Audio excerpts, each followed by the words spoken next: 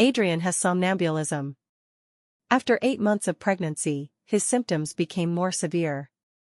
That night, he suddenly sat up straight and slapped my belly.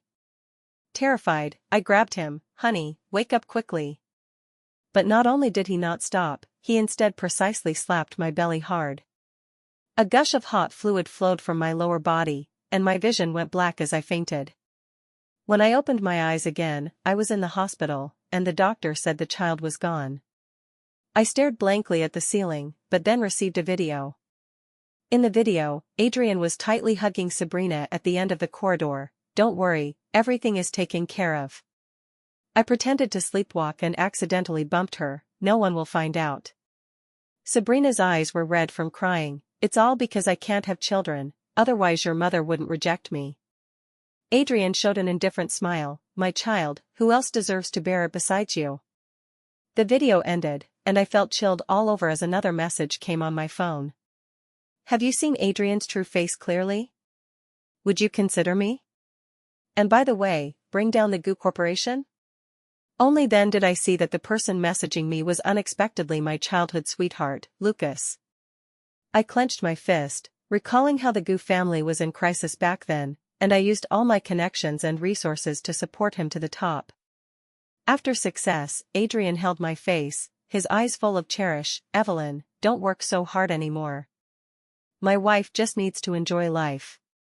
So I retreated to the background, content to be the woman behind him. Even because of his one sentence about not wanting children, I kept taking short-acting contraceptives, which messed up my cycles and caused my face to break out in acne. But later, I still got pregnant unexpectedly. I thought it was the fruit of love, but it turned out everything was just my illusion. I looked at his familiar yet strange face in the video, a trace of ruthlessness flashing in my eyes.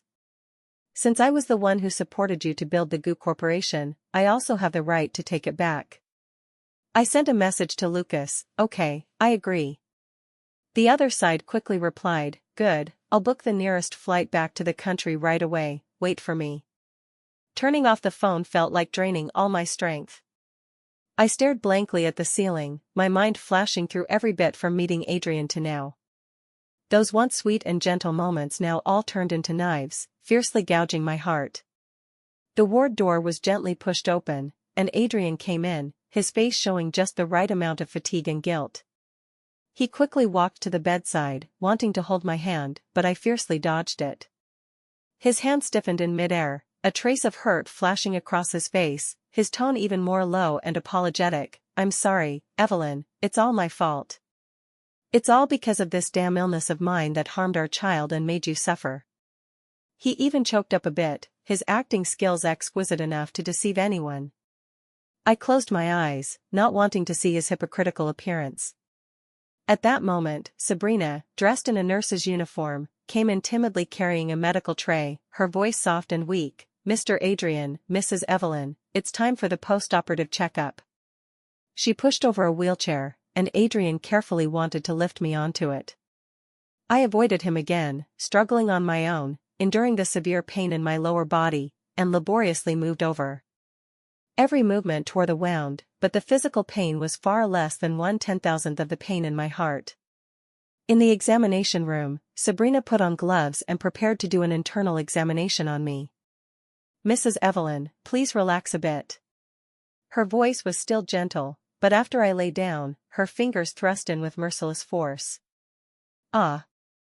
I curled up in pain instantly, cold sweat pouring out, looking at her in disbelief. But she looked innocent, even a bit aggrieved, turning to Adrian who was accompanying. "Mrs. Evelyn, you're too tense, I can't check like this, it's just a routine examination, please endure it a bit." As she spoke, her hand made another seemingly casual but actually vicious movement. I was in so much pain I almost fainted, my nails digging deep into my palm. Adrian frowned, looking at me with heartache, but still defended Sabrina. "Evelyn, endure it a bit, Sabrina is an intern, she doesn't have much experience, please bear with her." Sabrina nodded, her voice carrying a sob. "I'm sorry, Mrs. Evelyn, my technique might not be skilled enough yet. But the post-operative check must be thorough, otherwise there might be risks of residues or infection." Mrs. Evelyn, please really endure it, it will be over soon. As she spoke, she thrust in viciously again. I bit my lip hard, looking at Adrian with hatred. Before, if I had a small cut on my hand, he would blow on it distressfully for a long time. Now he actually told me to endure it. Adrian was stunned by my gaze that seemed to want to devour him, a flash of guilt in his eyes. I don't know how long it took, but this torture finally ended. I was soaked in sweat, paralyzed on the examination bed, without even the strength to move a finger. Sabrina looked at Adrian, showing an expression seeking praise. Mr. Adrian, I'm done. At an angle I couldn't see, Adrian gave Sabrina a hug and whispered in her ear, well done, you worked hard. Then, I was pushed back to the ward. I leaned against the headboard, my phone vibrated, it was messages from Lucas, one after another, with urgency. Evelyn, I've reached airport security, the ticket is the earliest flight, landing in 3 hours. Wait for me, you must wait for me, any needs, tell me anytime. Also, I brought the pastries from that old brand you used to love. Turning off now, contact you upon landing. I replied with trembling fingers, okay, I'll wait for you. Immediately after, I opened those almost forgotten numbers in my contacts. They were the elders of the GU Corporation, all my people, whom I had insisted on keeping at GU to assist Adrian. I edited a message, I want to leave Adrian and start a new company on my own, are you willing to come with me? The message got replies almost instantly after sending. Evelyn, is it you, girl? I've long not wanted to stay in this damn place, that kid Adrian is blind in eyes and heart, one word from you, I'll pack up and go with you immediately. We've been waiting for this word from you, without you, GU Corporation hasn't been the original GU for a long time. Evelyn, as long as you lead, I'll definitely follow you, your eye for people is better than mine, back then I said, sigh, never mind, when do we leave? Warm replies surged in one by one, instantly dispelling some of the cold in my heart. It turns out, I wasn't alone. I suppressed the surging emotions and calmly replied, thank you all for your trust, hold still for now, wait for my message. Just as I put down the phone, the ward door was pushed open. Adrian came in carrying a bowl of soup, with a gentle smile on his face. Sabrina followed behind him, looking submissive. Evelyn, come, drink some soup. Adrian sat by the bed, deliberately softening his tone. This is the nourishing soup Sabrina specially borrowed the hospital kitchen to brew for you, saying it's to apologize for hurting you with her clumsiness earlier. Sabrina immediately stepped forward, her voice sincere, Mrs. Evelyn, I'm sorry, I added some warming and nourishing herbs to this soup, good for body recovery, hoping to make up for a bit of my mistake. Adrian scooped a spoonful, carefully blew on it, and brought it to my lips, his eyes expectant, Evelyn, try it? I opened my mouth and mechanically swallowed that mouthful of soup. The taste was strange, with an indescribable bitterness. Sabrina watched from the side, the corner of her mouth curling into a cold arc. Before I could think further, a severe cramping pain suddenly came from my lower abdomen. I suddenly clutched my belly, cold sweat instantly pouring out, and the soup in my mouth choked me into incessant coughing. Evelyn! What's wrong? Adrian was startled. Blood, so much blood. Sabrina pointed at the bedsheet stained red with blood, screaming, but unable to hide the triumph in her eyes. How could this happen? I just added some saffron. I heard saffron can nourish chi and blood, good for women. Saffron? My vision went black. Post-surgery, blood-activating substances are contraindicated. This is common knowledge. How could she not know? The intense pain engulfed me, and I completely fell into darkness. When I woke up again, it was after resuscitation. The doctor stood by the bed, saying to Adrian in a heavy and regretful tone, Mr. Adrian, Mrs. Evelyn has developed a severe intrauterine infection due to this sudden massive hemorrhage. Although we tried our best to preserve the uterus, she will probably have difficulty conceiving in the future. Infertility for life? These 4 words were like a heavy hammer smashing into my already battered heart. After the doctor left, the ward was deathly silent. I closed my eyes, my heart numb to the point of not feeling its beat. After a while, the ward door was gently pushed open and closed again. I heard Adrian's deliberately lowered voice at the door. Now she can't get pregnant for the rest of her life, you should be relieved. How did you think of this method to deal with Evelyn? It's really ruthless, but... Sabrina's voice carried malice. I like it so much, this way, you'll only be mine. Adrian smiled. This is just the beginning, wait until tonight, but this way, I'll have to support her for life, you won't mind, right? Sabrina immediately hugged his neck. Of course not, I just want to be by your side. The footsteps faded away as they left hand in hand. I suddenly opened my eyes, Adrian's unfinished sentence echoing in my ears. What would happen at night?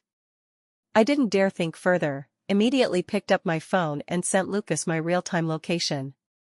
Lucas, I might be in trouble, Adrian has plans for tonight, this is my real-time location, come find me immediately after you land, hurry. After sending the message, I felt a bit of peace. The entire afternoon, Adrian didn't appear. In the evening, the sky gradually darkened. It wasn't until night that Adrian hurried over, still wearing the familiar smile on his face. Evelyn, the doctor said your condition is stable, you can go home to recuperate, I'm here to pick you up for discharge. He walked over, wanting to support me.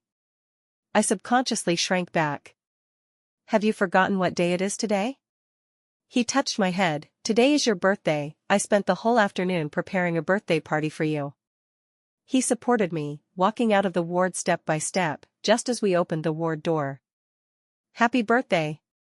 A sharp voice suddenly rang out. Immediately after, with a smack, a piece of cake solidly smashed onto my face. Instantly, the sticky cream covered my vision.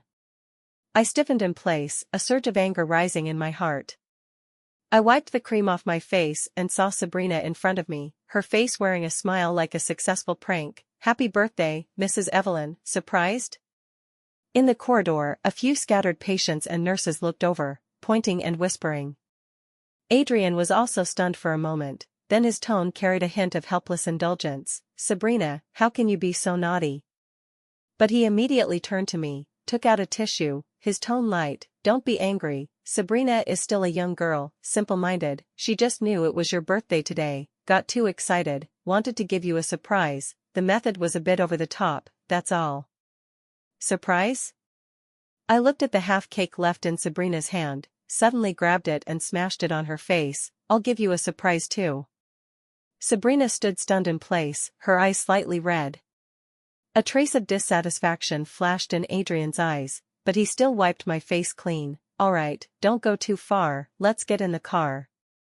The car smoothly drove into the night. I leaned against the window, the sense of unease growing stronger. Suddenly, a car blocked and stopped ours. Before I could react, a man had already opened the door and dragged me out of the car. What are you doing? Adrian quickly got out and wrestled with that man. After a few moves, Adrian cried out in pain, staggering and falling to the ground, looking like he had lost the ability to resist. Evelyn! Run! He lay on the ground, still shouting hoarsely at me. I struggled desperately, but I was no match for him at all. I was stuffed into the back seat of the car, and the car sped off fiercely. Before I could react, the man suddenly turned around and started tearing at my clothes. Get away! Don't touch me! I cried out hoarsely, using all my strength to kick and hit him. Behave! He pressed me down hard with one hand, took out his phone with the other, the camera aimed at my disheveled appearance. Adrian instructed to take a few good-looking photos, let everyone appreciate Mrs. Gu's charm. My blood froze all over. He was actually so ruthless. He said, once you're ruined and become a slut despised by everyone, you'll naturally have no face to see people, and can only obediently be confined at home by him, like a canary that can never fly out. As he adjusted the angle, his finger about to press the shutter, boom, the entire car body suffered a huge impact, fiercely tilting to one side and rolling over. My world spun, the pain almost making me lose consciousness. Evelyn! It was Lucas. He carefully and quickly carried me out from the wreckage. Don't be afraid, I'm here, it's okay. I collapsed in his arms, in severe pain all over, only tears flowing madly. Lucas held me and quickly left the scene, just as he placed me in the car. Bang, that severely deformed car had already exploded. At this moment, Adrian was chatting and laughing, taking Sabrina to a high-end restaurant. The phone rang, and the assistant's voice came, "Adrian, bad news, the car Mrs. Evelyn was in exploded, her body is completely destroyed." Adrian's smile froze instantly, he slammed on the brakes. "What did you say? What explosion? Explain clearly." "It's the car that took away the madam, it had a serious accident under the West City overpass, then it caught fire and exploded. The fire was very big, the news flash has come out, saying everyone in the car was burned to charcoal." The assistant's voice was full of fear and disbelief. "Impossible." Adrian's face turned pale instantly, roaring at the phone, "What nonsense are you talking? How could it explode? Where is she?" Sabrina was also scared by this sudden change, carefully pulling his sleeve. "Adrian, what's wrong? What happened?" Adrian ignored her, the assistant's voice anxious on the phone. "Adrian, it's true, check the news, the scene is too tragic, fire department and police are there, it's sealed off." Adrian's fingers trembled so much he could barely hold the phone, he fiercely swiped the screen and opened the local news push. Breaking. Serious car accident under West City overpass, vehicle caught fire and exploded, 3 died on the spot, bodies severely damaged, suspected 2 males and 1 female. The accompanying image was soaring flames and twisted vehicle wreckage frame, shocking to the eye. "No, it can't be, impossible." Adrian murmured to himself, his whole body starting to tremble uncontrollably. "He never thought I would die. It was just an act, just to take photos, how did it turn into this?" Adrian floored the accelerator, running countless red lights, rushing madly to the location mentioned in the news. The closer he got, the stronger the burnt smell in the air. The cordon was up, onlookers blocked outside, discussing animatedly. Adrian's car braked sharply, he practically rolled out of the car, stumbling towards the cordon. "Sir, you can't enter here." The police immediately stopped him. "Let me go, that's my wife. My wife is in there." Adrian's eyes were bloodshot, struggling desperately, his voice hoarse. "Let me in, she can't be in there, let me go see." The police looked grave. "Sir, please calm down, we understand your feelings, but the fire has just been controlled, the scene is still dangerous, and—" He paused, his tone heavy. "The condition of the remains is very pessimistic, preliminary investigation is underway, you're really not suitable to go in now." "Remains?" These 2 words smashed into Adrian's heart like a heavy hammer, he fiercely grabbed the police's arm. "What remains? Did you see clearly? Who is it? Is it her? Tell me it's not her." His emotions were completely out of control, no longer the dignified and composed CEO appearance. Sabrina then stumbled out of the car, seeing the scene and Adrian's mad appearance, scared pale, standing far away not daring to approach.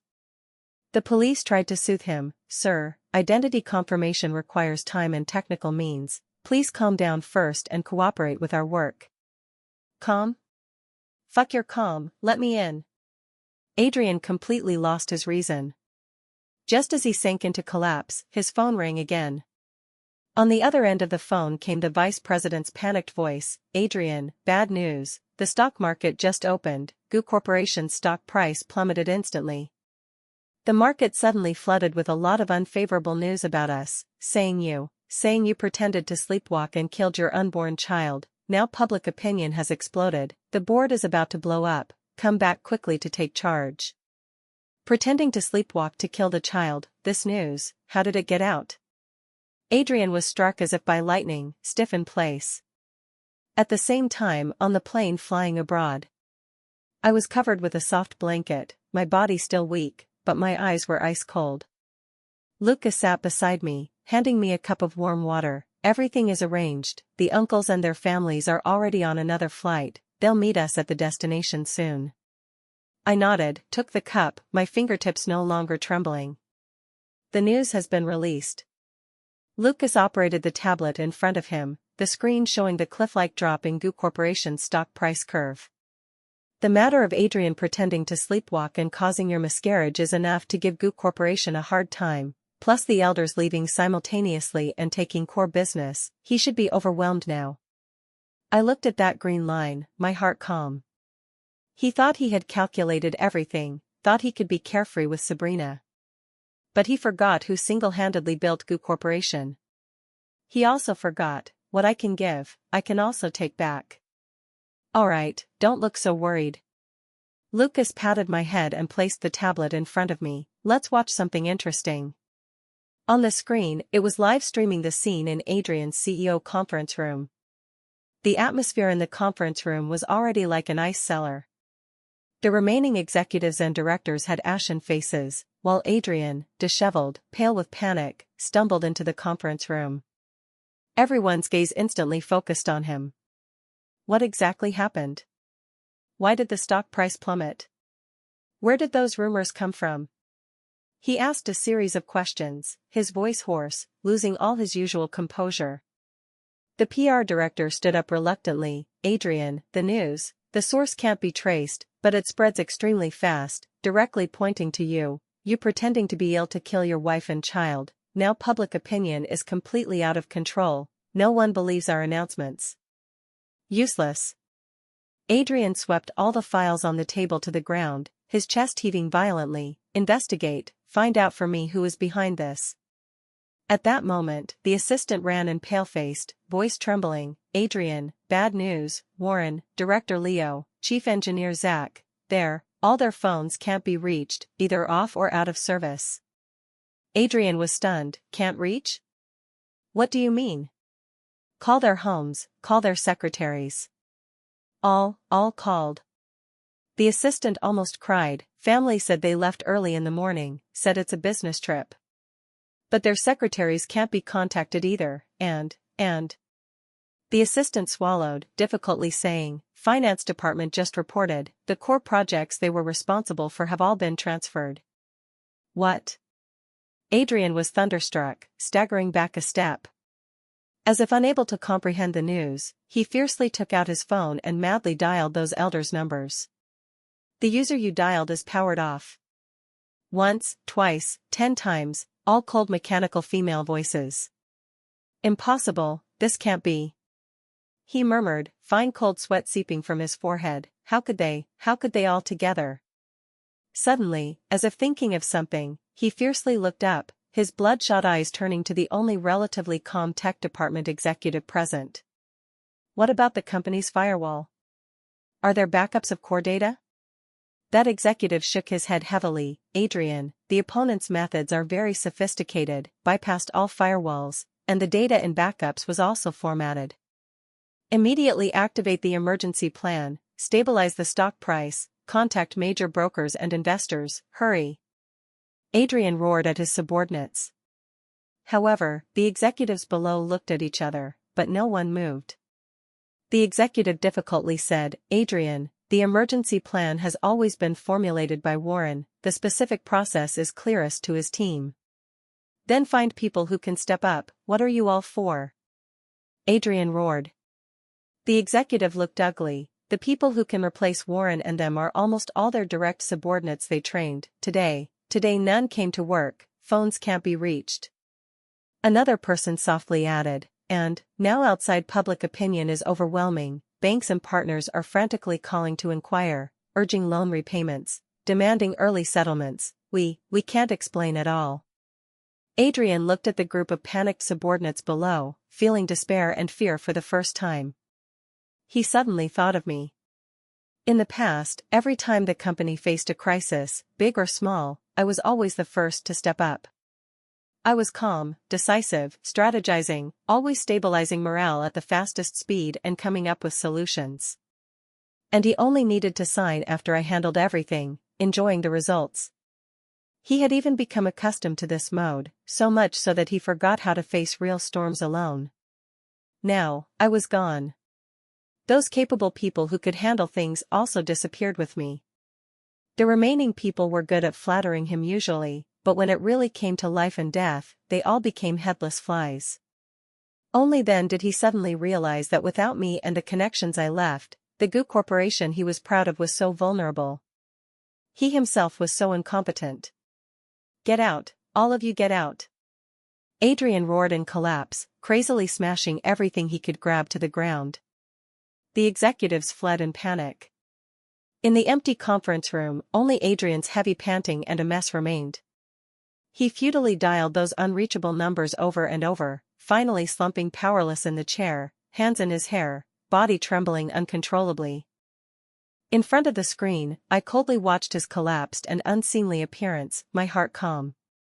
Lucas's hand was about to close the tablet. I gently held him back. Wait. In the picture, the conference room door was carefully pushed open a crack, Sabrina's face full of worry and panic poked in. Seeing the mess on the floor and Adrian slumped in the chair, she immediately ran in. Her voice trembled. Adrian, what's wrong? I heard the company had trouble. Are you okay? Adrian slowly lifted his head, looking at her with empty eyes, voice hoarse. It's over, everything is over. Sabrina's face paled more. What's over? Adrian explained clearly. The company, how could the company be over? Didn't you say Goo Corporation is very powerful? Stock price collapsed, core team all left, projects gone, capital chain breaking, banks urging debts. Adrian spoke incoherently, each word like a heavy hammer smashing into Sabrina's heart. She subconsciously stepped back, eyes flickering. What now? She asked cautiously. How much money is needed for emergency? Adrian seemed to grab a lifesaver, fiercely grasping her wrist. Money? Yes. Money. Sabrina, do you have money there? Give me some for emergency first. Not much, give me 5 million first. No, 3 million is fine, stabilize the banks, I can think of ways. Sabrina withdrew her hand, eyes evasive, tone stuttering. 3 million? Where do I have that much money? Adrian, I'm just a little nurse, You do. Adrian urgently interrupted her, even with a hint of pleading. Didn't you say before you saved some money to buy a house? Give it to me first, after I get through this, I'll buy you the biggest house. Sabrina, now only you can help me. Sabrina's face lost all color. She looked at the man in front of her who had nothing, only asking from her, no longer the spirited Adrian who could give her a comfortable life. The fear of poverty instantly drowned her already shallow feelings. She forcefully shook off Adrian's hand, stepped back 2 more steps, creating distance, her tone becoming distant. Adrian, wake up, what can my little money do?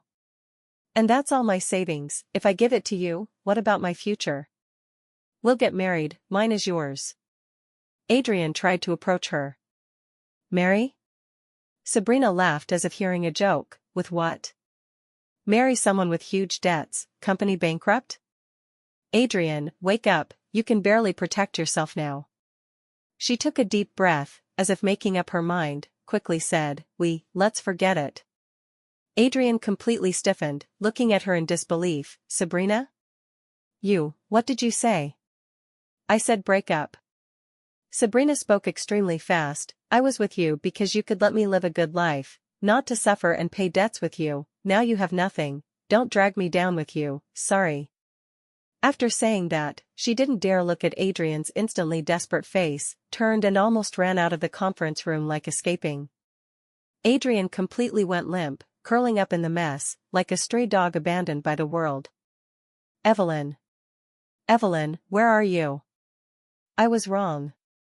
Outside the screen, I curled a cold smile, no trace of sympathy in my eyes. Where does he know he was wrong? He knows fear, unfortunately, too late. My voice was calm and flat. Close it, it's disgusting to watch. Lucas closed the tablet, held my hand. Not worth it for such a person. Sleep, wake up and it's a new beginning. The plane landed smoothly. The cabin door opened, moist fresh air surged in. Lucas carefully draped a coat over my shoulders. Outside the airport, several familiar figures had been waiting for a long time. Evelyn.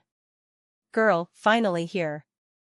Warren saw my pale face and weak body, carefully patted my shoulder, eyes reddening. You've suffered, child, lost so much weight. Leo also stepped forward, his steady face showing undisguised heartache. Good that you're here, good that you're here, everything here is arranged properly, just focus on recuperating. Looking at their concerned and sincere faces, the strength I had been holding on to all the way seemed to find a temporary harbor to rely on. My nose tingled slightly, a tear flowed from the corner of my eye. Thank you all. Thousands of words ultimately turned into a sincere thank you. Lucas smiled beside and added, Uncles, you've worked hard, the car is outside, let's settle down first. The sunlight was just right, sprinkling in the spacious living room. Several people sat around, several computers in front of us. Evelyn, look, Warren excitedly pointed at the preliminary planning diagram on the screen. We won't follow Goo's old path, too stifling. I've eyed these emerging fields. Listening to their enthusiastic discussion, the long-lost passion in my chest was reignited. Leaving Adrian and that suffocating city was like breaking free from shackles. I picked up the stylus, sketching on the screen. Initially, we can start from here. Sunlight sprinkled on us, outlining silhouettes full of hope and vitality. At that moment, all the gloom was dispelled, our new era had officially begun. 5 years later. At the annual Outstanding Entrepreneur Award ceremony, stars shone brightly, celebrities gathered. Lights focused on the center stage. I wore a simple and neat black gown, standing in front of the microphone, calmly accepting the trophy. 5 years' time turned my company from starting with only a few elders and Lucas's support to now becoming a top player in the industry, business scope far exceeding the former Goo Corporation. Thunderous applause from below. My gaze swept over the audience, seeing Lucas in the first row. Dressed in suit and leather shoes, he was focused on me, his eyes undisguised appreciation, love, and pride. We smiled at each other, everything unspoken. However, just as my gaze was about to retract, I inadvertently glimpsed a figure at the back of the venue, out of place with the surroundings. He wore a somewhat worn suit, messy hair, face haggard and much older. I recognized him at a glance. It was Adrian. He was staring at me intently, his eyes full of complex emotions, shock, disbelief, and ecstasy. The award segment ended. I walked off the stage amid congratulations. Lucas immediately stood up to greet me, naturally wrapping his arm around my waist, placing a light kiss on my forehead. Congratulations. As we were about to leave, a figure suddenly rushed from the side, trying to grab my arm. Evelyn, it's really you, you're not dead, I knew you weren't dead. Adrian was excited and incoherent, eyes wide. Where have you been these 5 years? I searched so hard for you, I knew you wouldn't abandon me. He tried to approach me, but was easily blocked by Lucas. Only then did Adrian notice Lucas, and the intimate hand around my waist. His face changed, hostility surging instantly. Who are you? Why are you with Evelyn? Lucas was expressionless, just protecting me more tightly behind him, looking at him with cold eyes. Adrian ignored him, urgently looking at me again, tone becoming pleading. Evelyn, look at me, it's me, I'm Adrian. I know I was wrong, back then I was obsessed, it was all that bitch Sabrina seducing me, I regret it. As he spoke, he started crying. These 5 years I've lived worse than pigs and dogs, company gone, home gone. I think of you every day, can we start over? I'll definitely treat you well from now on. From beginning to end, I didn't glance at him, just slightly turned my head, softly saying to Lucas, husband, let's go, it's a bit noisy here. Okay. Lucas nodded, completely ignoring Adrian who was almost kneeling, embracing me and turning to leave. Evelyn, don't go, listen to me. Adrian still wanted to chase and entangle. Lucas stopped, turned around, completely blocking his path. He was taller than Adrian, looking down at him. Mr. Adrian, do you have something with my wife? Wife. Adrian was thunderstruck, stiff in place. I turned to look at him, shook the diamond ring on my hand. Lucas gave him no more glances, embracing me, directly left the venue. Behind, was Adrian's completely collapsed, limp on the ground blurry figure. Since that award ceremony, Adrian seemed completely mad. He abandoned all dignity, starting to appear day after day downstairs at my company. Initially, he just held flowers, clothes still neat. Seeing my car enter the garage, he would rush up regardless, banging on the window, crying hoarsely, "Evelyn, I was wrong, please forgive me, give me another chance. I love you, Evelyn, I've always loved you, it was all that bitch Sabrina seducing me." Security would quickly drag him away each time, but he was like sticky candy that couldn't be shaken off, appearing on time the next day. Later, his pleas changed tone. His clothes gradually became dirty and messy, hair unkempt, dark circles deep, no longer showing any trace of the former Goose CEO's demeanor. He started begging, "Evelyn. Evelyn, please, give me a job, even cleaning toilets, I can't live anymore. For the sake of our past, give me a meal. I really have no money to eat." He even kowtowed to the company elders coming to work. Warren with a dark face had security directly carry him away. I never showed my face in front of him, nor rolled down the car window. But he knelt from morning to night, attracting media attention. I faintly said to the security chief, "If this person appears in any area near the company again, directly drag him away on grounds of harassment and endangering public safety, I don't want to see him again." So, he was thrown next to a garbage treatment plant far in the suburbs. Security warned him, "If you dare approach again, next time directly to the police station." He seemed to finally exhaust all his strength and hope. On a cold winter night, he futilely rummaged in the garbage heap, trying to find some leftovers. Several wild dogs barked madly around him, fighting over a moldy bread. He had no strength to drive them away, instead shrinking fearfully to the side. The cold wind howled, snowflakes began to fall sporadically. He finally curled up beside an abandoned cardboard box, his body slowly stopped trembling, and never moved again. And all this had nothing to do with me. My home with Lucas was always full of warmth. "Wife, try this, newly learned soufflé, Warren and them say it's better than Michelin chefs." Lucas tied an apron, pushed an exquisite dessert in front of me, eyes sparkling seeking praise. I smiled and scooped a spoonful. Delicious, but compared to you, I still prefer the cheesecake from downstairs at the company." He immediately feigned heartbreak, clutching his chest. "No, I must surpass it, tomorrow I'll try again." On weekends, we would visit Warren, Leo, and them. A group of old guys clamored to compete in golf with us young people, ended up losing and cheating, insisting I treat to the most expensive Japanese food. If not for following Evelyn girl out to venture back then, we'd still be suffering in that damn goo place.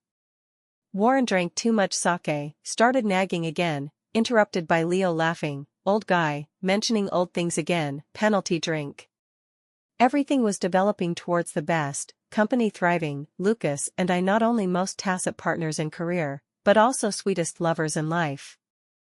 We would argue red-faced over a project decision, then embrace in the deep night to revise the plan together. We would drop all work, suddenly buy 2 tickets to Iceland to see the aurora, kissing under the brilliant starry sky. Past matters, as if died yesterday. Future matters, as if born today. Another ordinary morning, sunlight filling the dining room. I watched financial news on the tablet while enjoying the breakfast Lucas prepared. An inconspicuous short news in the corner flashed by. "It is reported that former Goo Group CEO Adrian was found dead beside a garbage heap 3 days ago. Preliminary cause of death determined as extreme malnutrition and hypothermia." My gaze didn't linger at all, calmly sliding past. "What are you looking at?" Lucas handed me fresh squeezed orange juice, leaned down to kiss my cheek. I put down the tablet, showing him an incomparably bright and brilliant smile. "Nothing, looking at our future." The sunlight was just right, the room full of spring.